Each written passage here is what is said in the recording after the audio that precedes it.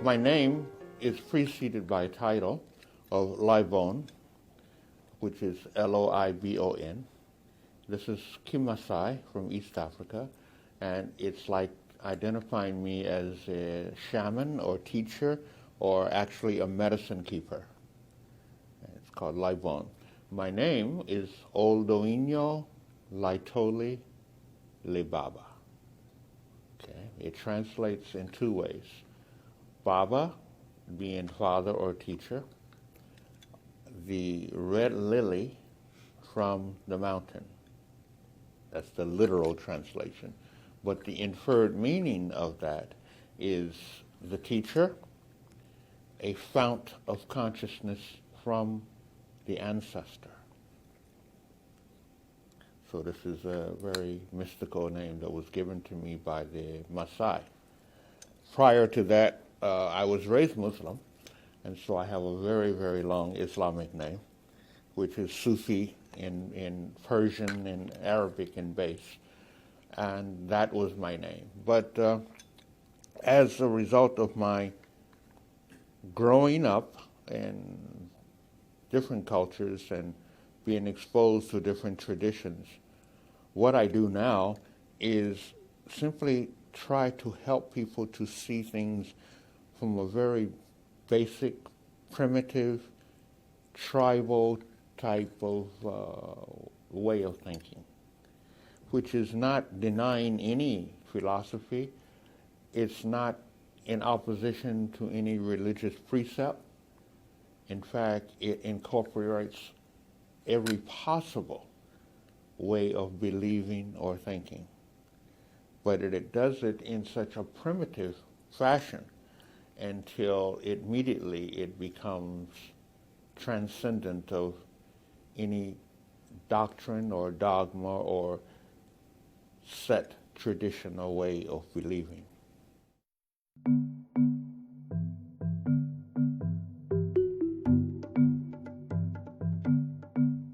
My understanding is that there is no difference that's real.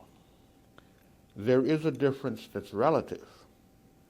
Duality is not duality in the sense of non-duality, but that's a relative definition. Ultimately, because all there is what is. That is cannot be divided and separated into being other than what it is. So while on the relative level, we need to definitely see the non-attachment to any particular precept or concept of reality. Okay? But that's not to say that we should avoid being attached to it. The problem is that we become attached to the attachment of whatever there is. So then we begin to see the separate reality, when in truth, reality is one. Existence is one. Life is one. But that oneness is so diverse and so multiple in its understanding until we have religions, we have philosophies, we have different sciences. But there's a key in the word religion which deals with understanding duality and non-duality, and that is the etymological root, the etymology of the word religion. Re meaning a prefix to do again. Legion is taken from the Latin legere, L-E-G-E-R-E, which literally means to rebind or to retie back. But then the question is to what? To nothing. Not nothing, but no thing. Huh? And once you say that, you immediately are connected with everything. It's just the limitation and the condition or qualification that we place on whatever it is that we're referring to that allows that thing to be an obstacle instead of the opportunity that it's intended to be. Hence the problem with religion.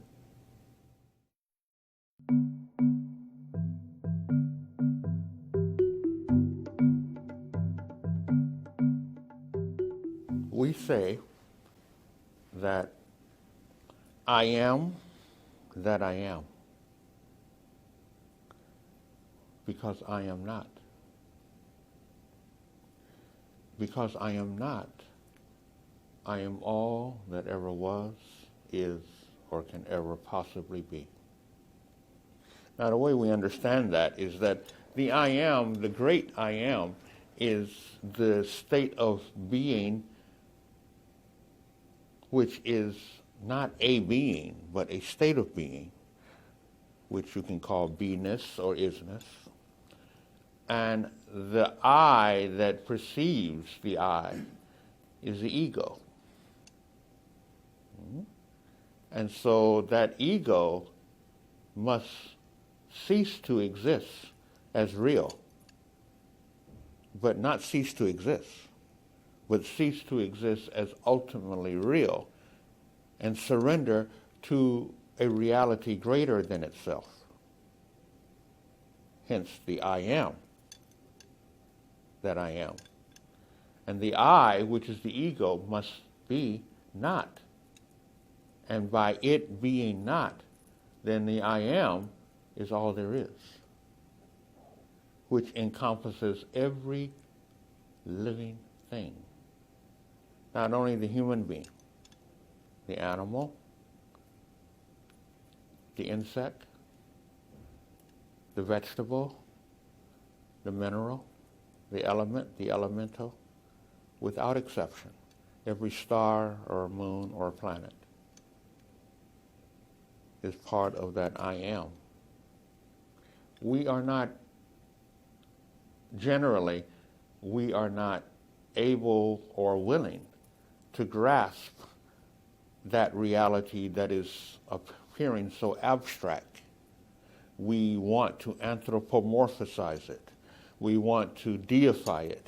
We want to qualify it as being this and not that. This is why I love the Sanskrit phrase, which in this conference you've heard many times, neti neti, but it's followed by eti eti. Neti neti, not this, not that, but eti eti, not this, and not that.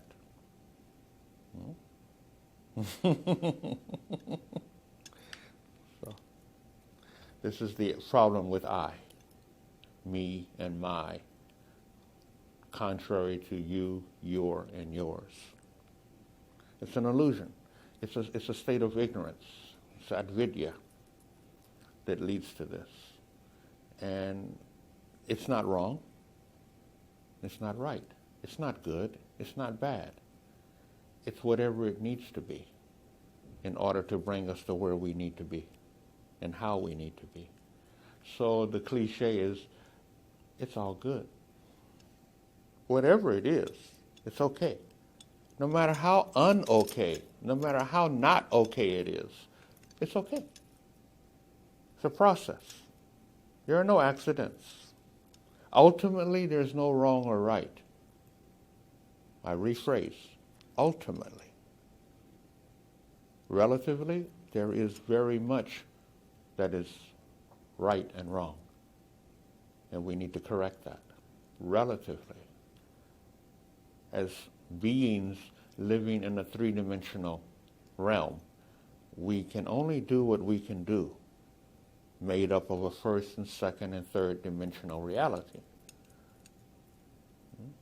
As we get into the fourth dimensional and other dimensional realities, then we find less meaning and less restrictive significance of the third dimensional reality that we are so comfortable with.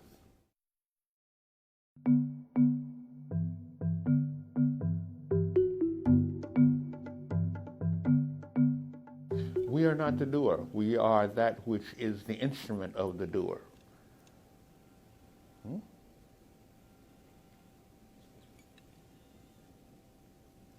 Now, this brings us to understanding the difference between relative and absolute reality, or relative and ultimate reality. Relatively, we are the only doer. Relatively. Ultimately, we're what's done. We're the instrument, and that's all we are.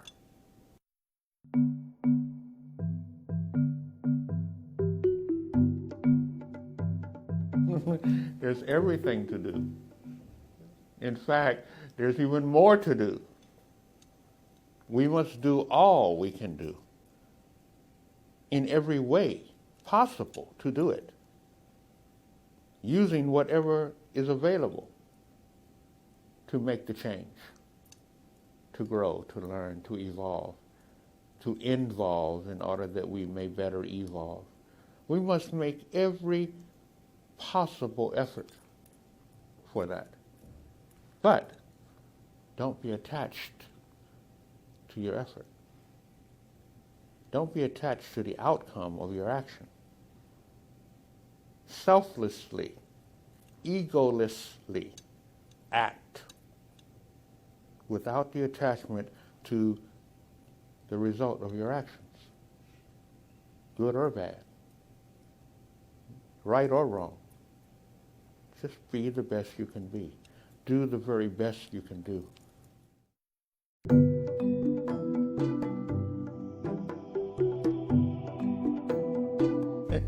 Nowhere. Because it's going everywhere. Mathematics explains this very beautifully.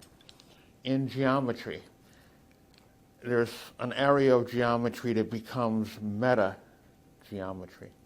And in that, you have finite numbers representing finite reality, and you have infinite numbers representing an infinite reality. Okay. One is measurable, which is commensurable.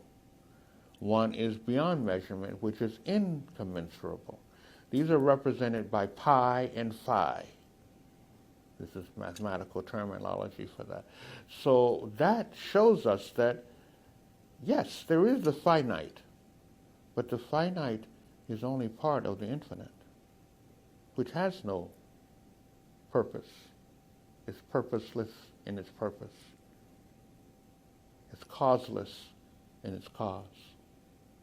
It is. Theosophy calls this the state of Sat, or the state of beingness, versus a being.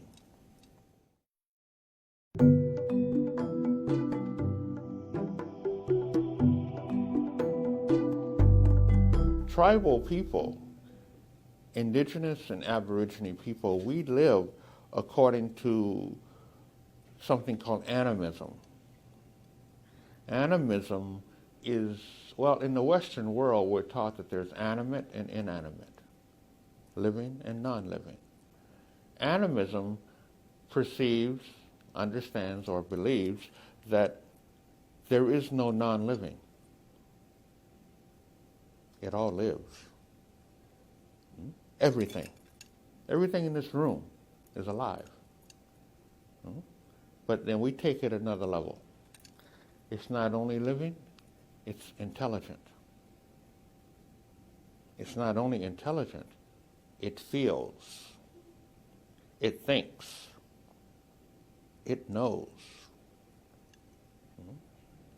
Because it is only part of that which is and always has been. You see. We don't believe that there's literally any time of creation, nor will there be literally any time of destruction. It's all cyclic. It's all cyclic.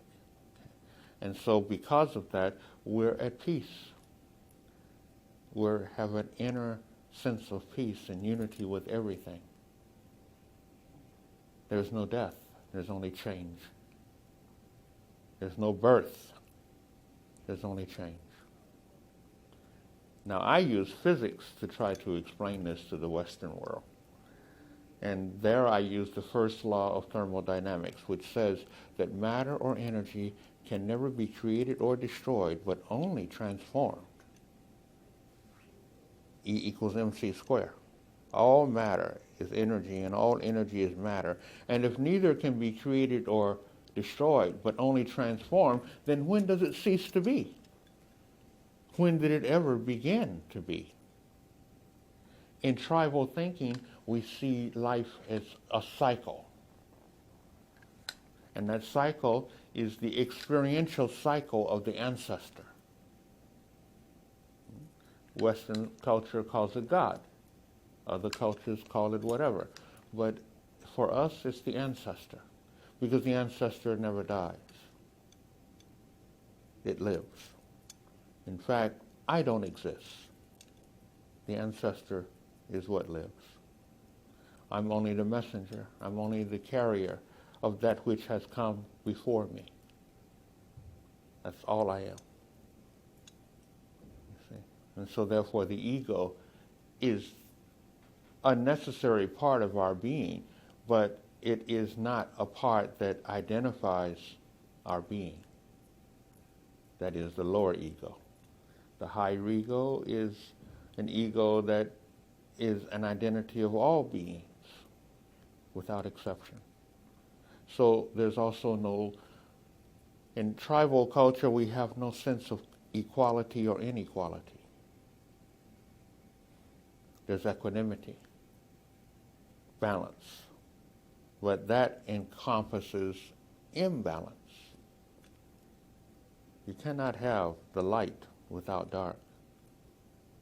You cannot have up without down, or right without left, or hot or sweet without cold and sour. It coexists. You cannot have negation without affirmation. Affirmation requires negation, and negation requires affirmation. So what is versus what isn't? It's the yin and yang. It's the same. Not the same as same, but the same as sameness. See, this is where we get caught up in thinking that there is a same. Nothing is the same. Nothing is same. But there is sameness. You and I are different as day and night, but the life is one. The consciousness is one. The soul is one. Now, our process of life is to awaken to that. So then the question that follows is, then is there enlightenment? Not in the sense that we generally think of it, but in its true sense of being in the light. Enlightenment is being in the light. Well, all there is light, which is not separate from darkness. So it's nothing to achieve. There's nothing to acquire. There's nothing to accomplish. We are that. The only process is to realize that, to become aware, and then to accept it. To accept it, and then live it. That's the challenge, is to live what we are, to live who and what we are. It's not that we have to become anything. And those that refuse to live or to learn it, those that refuse to be it, they're expendable. As it was once said by a great teacher, if you're not part of the solution, you're part of the problem. The other half of what he said was, I'm talking of Malik al-Hajj Shabazz, which is commonly known as Malcolm X. The other part of that, which people don't want to remember, is that he said, if you are to liberate, you need to educate. So education feeds liberation. But if one chooses and refuses to not be educated, and hence does not accept being liberated, then that person must be eliminated by any means necessary. Now that's hardcore. That sounds cruel, but it's the law of nature. Anything that threatens the survival of the whole is compromising the existence of the whole, and therefore it's expendable. There are two principles that govern the universe: universal law and universal order. Any person, place, or thing that breaks and refuses to abide by universal law, not man law, universal law, is inevitably destroyed by universal order. You want to see verification of this? You want to see the proof of this? Turn on Nature Channel. Turn on National Geographic and watch what the animals do. Watch how nature preserves itself. Then we say, oh, well, yeah, but we're human beings. They're animals. Are we superior? No. No. There is no superior or inferior, except what the ego wants to identify.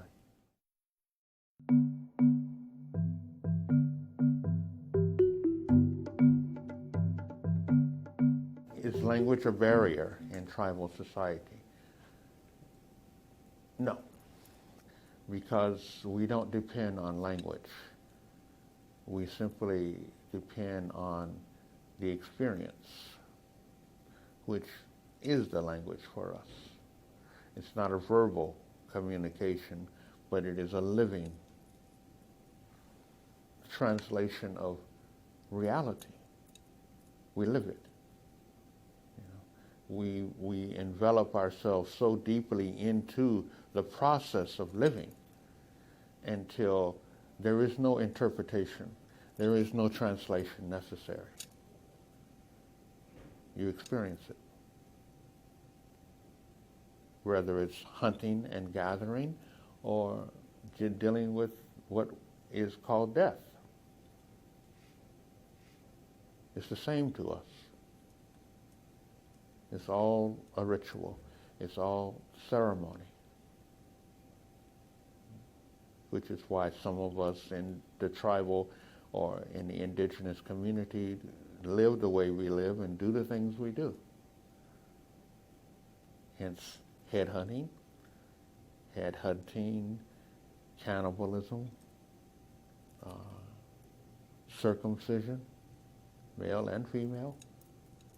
These things are very difficult to explain to the Western mind because it's so primal and basic in its reasoning and in its function that the Western mind in its positivistic thinking, its pragmatic, practical, logical way of looking at it, its linear and empirical way of understanding, finds it very, very difficult to understand tribal ways of life.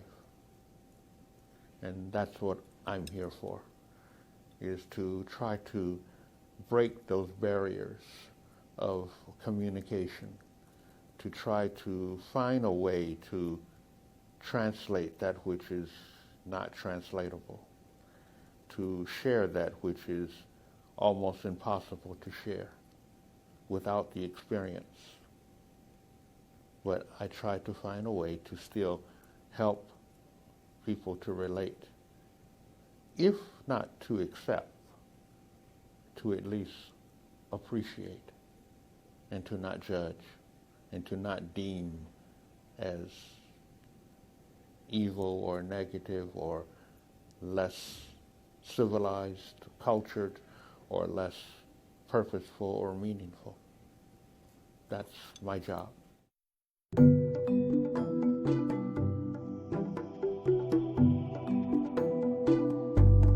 You see an insect like the praying mantis. When they copulate, and at the end of their copulation, she decapitates the male. The black widow, spider, she conceives, and when the eggs hatch, she feeds the male to the eggs, to the young hatchlings. This is nature's way of preserving and maintaining the psyche for the benefit of the whole at the price of the one or the few. Now, in tribal culture, the way that we think is very primitive in the sense that it's very primal for survival. And it's the survival of the whole that is most important. Every individual is a potential sacrifice for the benefit, the well-being, and the health of the whole. Now, this is kind of like a general understanding amongst indigenous people, to the point to where when we have our tribal conflicts, we go into conflict without trying to avert being killed. We go into the conflict to kill, but if we are killed, the exhilaration of acceptance is almost as great. In fact, it's greater than if we do the killing. Because when we are killed, we are sacrificing our individuality to become one with the ancestral totality of existence, which sustains everything. So this is the greatest honor. It's an honor to join the ancestors. You see? And so our head is taken back to the village of the taker. It's ceremonially decorated and kept into the main living space of the family of the taker. And in some cases, the head elder of the family sleeps on the skull as a pillow to absorb all of the energy, because the life force energy is still there. And that life force energy sustains life. It feeds life. Life feeds life. Death is part of life. It's a cycle. It's a cyclic aspect of life. But when that head is taken, the liver or the heart is also eaten to carry on the DNA, the stamina, the strength of that great warrior that just sacrificed his physical being, because the life force is seen to be one. And in that same sense, when we kill an animal, our thinking is that I take you today, you take me tomorrow. And as we take each other, we join together in the great ancestral kingdom of life itself. So there's no superior or inferior. There's no taker or taken. This is the way we think. This is the way we think. Okay? And it has many ramifications. It has to do with the way we live, the way we die, the ceremonial way that we deal with the dead and the living, the way we deal with the ecology, the way that we totally see an inseparateness of I and me and my and you and your and yours. So it's an honor. Whatever we do to each other, it's a privilege. Totally different way of thinking.